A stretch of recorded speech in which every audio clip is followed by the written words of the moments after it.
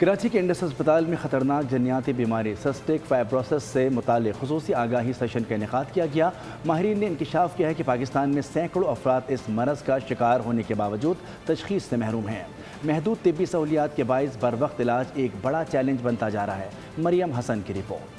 خطرناک جینیاتی بیماری سسٹک فائبروسس سے متعلق آگاہی سیمینار، ترکیہ سے آئے ماہر ڈاکٹرز کی شرکت۔ ماہرین کے مطابق سسٹک فائبروسس ایک موروثی بیماری ہے جو CFTR جین کی خرابی کے باعث جسم کے مختلف اعضاء خصوصاً پھیپھڑوں اور لبلبے کو متاثر کرتی ہے۔ نتیجے میں مریض کو سانس لینے اور خوراک ہضم کرنے میں شدید مشکلات کا سامنا کرنا پڑتا ہے۔ Head of paediatric department doctor Fariduddin کے مطابق انڈس ہسپتال کے آئی ہیل پروگرام کے تحت اس وقت 200 سے زائد مریض رجسٹرڈ ہیں۔ ایک مریض کے علاج اور ادویات پر سالانہ اخراجات تقریباً 9 کروڑ روپے تک پہنچ جاتے ہیں۔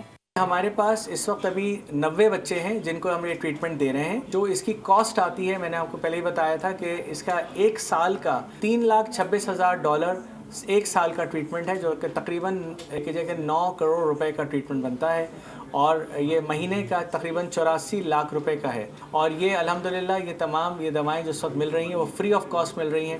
ماہرین نے حکومت اور متعلقہ اداروں سے قومی رجسٹری کے قیام، جینیاتی اسکریننگ اور ملک گیر آگاہی مہم شروع کرنے کا مطالبہ کیا ہے تاکہ اس خاموش مگر مہنگی بیماری پر بروقت قابو پایا جا سکے۔ کیمرہ مین دانش شکیل کے ساتھ مریم حسن، بول نیوز، کراچی۔